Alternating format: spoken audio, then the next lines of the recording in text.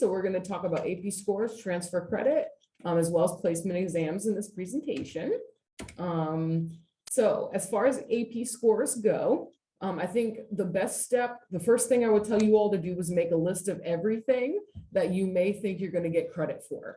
So if you took an AP exam your last year in high school, if you did a program where you took some classes at community college, take a piece of paper or put it in notes on your phone and list out everything that you took.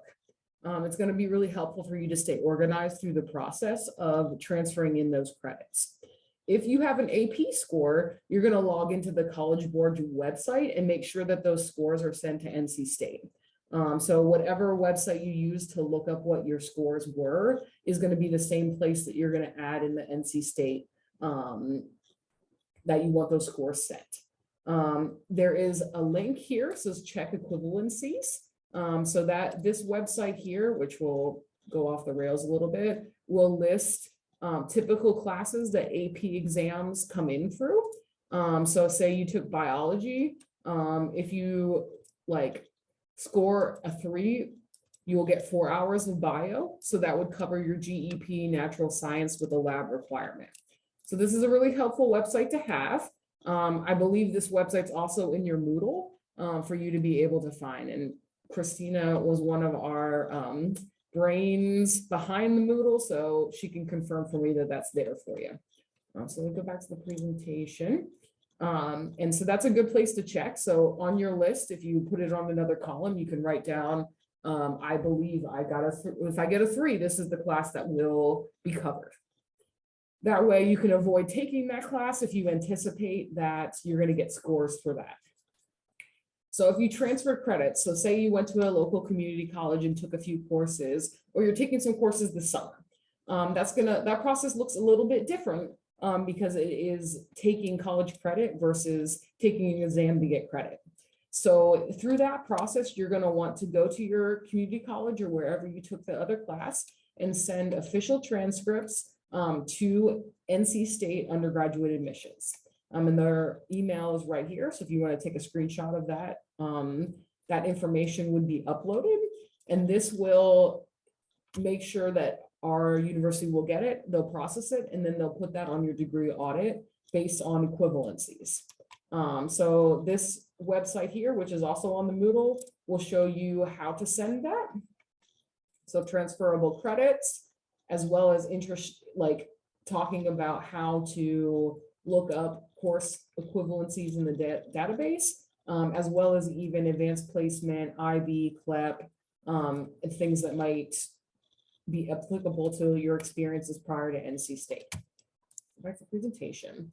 Another helpful website when it comes for transfer credit is our transfer equivalency database.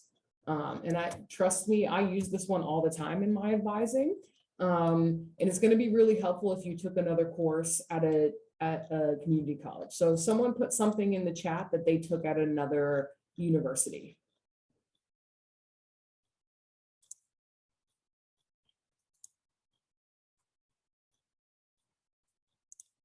So you could put the class code as well as where you took it.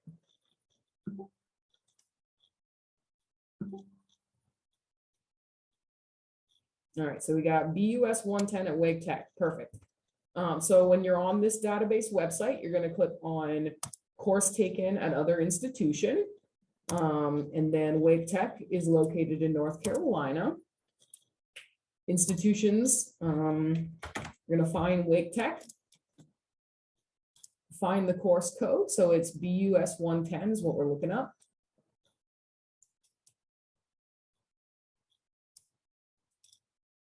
There we go, BUS. So here's a list of BUS classes at Wake Tech. So Miss Trisha, you took 110, so that means you have credit for MIE 201. So that means you would not need to take MIE 201 when you come to state, as long as BUS 110 was passed and sent over to us. So this website's going to help you, and it must be C- or higher. Thank you, Christina. C- or higher, and that's considered passing. So that's a good way to kind of check the courses you took elsewhere is through this website. When you get to state, if you If you decide you want to take classes elsewhere, like over the summer, you could also search by way of through NC State courses. So if I click Accounting 210, it'll tell me that there are 1,275 universities that have equivalent course to Accounting 210 that have been transferred in the past. So it's a really great website to bookmark. So I definitely check that out. As you are going through your list that you made, that we talked about at the beginning of the presentation, you could always write will transfer in as MIE 201 for that one class we looked up. So then you know that you can cross that off of your list of classes that you would need to take in the fall. All right. All right, so moving on to placement exams. So there are several placement exams that you'll find information on our website. So this is just a little chart to kind of figure out which ones apply to you and which ones don't. So first off, your math placement test is something that everyone takes. This will tell you what level of math that you need to take. Most students in our programs take MA 121, which is calculus. However, MA 131 and MA 141 can be taken sometimes by economics BS students.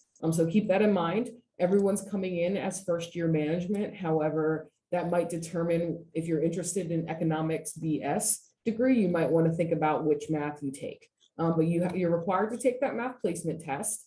And a writing placement is based on reviewing a chart. So it's not actually a test, but it helps gauge where you are skill-wise and which class will be better for you to take. There's also two other ones. So there's chemistry and foreign language, and we'll talk a little bit in further slides on when you might take those.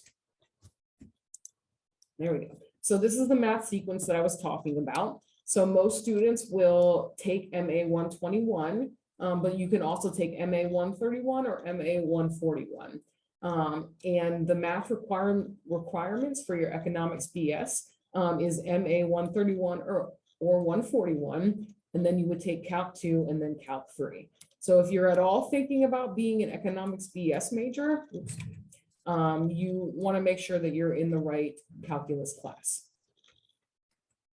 So this is the scoring chart, which is also on the website, where you can find links through your Moodle site as well. Based on your score, it'll recommend which math class that you need to take. So if you score below a 60, you would start with pre-calculus. And that doesn't necessarily mean that you're behind in your math courses. You just need to take pre-calc before you can take regular calc. And MA 107s typically still counts towards your degree. So that's okay if that's what you are. We want to make sure that you're successful in the class that you take. And that's why placement exams can be really helpful.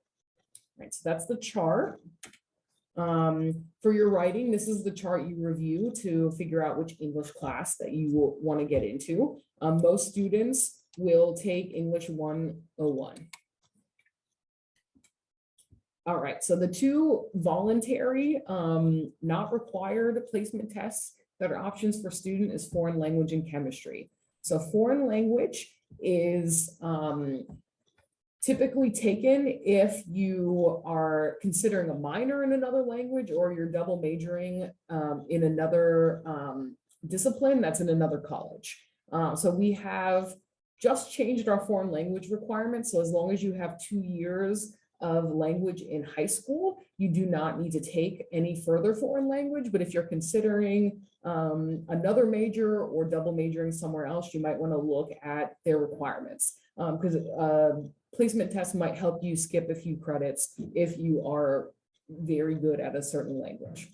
For chemistry, any student who wants to take chemistry 101 or chemistry 103, which is chem and a lab, need to take the placement test. So that's if you're double majoring in a major that requires that, or if you're just interested in taking chemistry as your general education natural science. So that is the information behind those two not required but optional placement tests. All right, so that's the bulk of the information, but just keep in mind moving forward, we do have 2 more Zoom sessions like this one this week. And the next one is what's the deal with the degree audit. So that session is going to go into more details on how to read your degree audit and help you figure out what classes you need to take and how to plan out your schedules and your overall degree plan. The next one will be offered on Thursday, which is course registration bootcamp. And this one is kind of focusing on how you pick classes in the system and how you sign up for them. So all of these sessions are going to be recorded, so you can always review if you can't make the other two, but they're going to be really helpful. We're also going to be offering virtual drop-in hours, next week. So from 2 to 4, Tuesday, Wednesday, Thursday, we're going to be having live advisors around to help you guys out if you have any questions as you're building your schedules. And as a reminder, you can start adding classes on June 1st. But if you haven't completed your Moodle, you have to do that first because you won't be able to put anything in your shopping cart or enroll if you don't have that hold released.